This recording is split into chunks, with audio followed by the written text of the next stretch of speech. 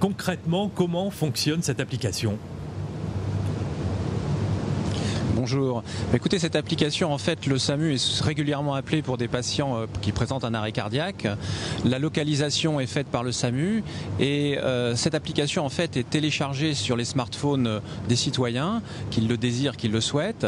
Et le SAMU visualise instantanément aux alentours de l'endroit où se trouve l'arrêt cardiaque, où se passe l'arrêt cardiaque, les personnes qui ont ce smartphone.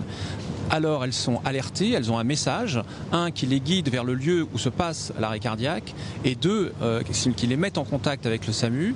Ils sont conseillés et donc peuvent commencer les manœuvres de réanimation avant l'arrivée des secours bien sûr, car de toute façon pompiers et SAMU sont déclenchés. Mais on gagne de précieuses minutes parce que le SAMU et les pompiers ne peuvent pas être immédiatement sur place et si on gagne quelques minutes, le pronostic est complètement transformé car on sait que chaque minute passée sans massage cardiaque, il y a 10% de mortalité qui augmente. Donc au bout de 5 minutes, quasiment 50% de mortalité. Professeur, tout le monde peut participer. Vous avez fait des essais hier, cela fonctionne ? Oui, tout à fait. Ça fait maintenant 3 jours que nous faisons des essais. Tout le monde peut participer, bien évidemment.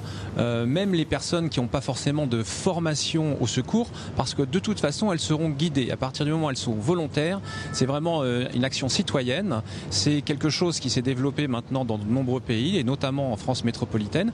Il faut souligner que La Réunion est le premier DOM à bénéficier de cette application qui vient d'être installée ce week-end au niveau du SAMU. Il y a plus de 400 interventions recensées déjà en métropole depuis un peu moins d'1 an, avec une quinzaine de patients qui ont pu être réanimés avec succès grâce à l'intervention très précoce des témoins. Merci beaucoup, professeur Combe, pour toutes ces précisions. Bien évidemment, nous reparlerons de cette nouvelle application ce soir dans notre journal de 19h.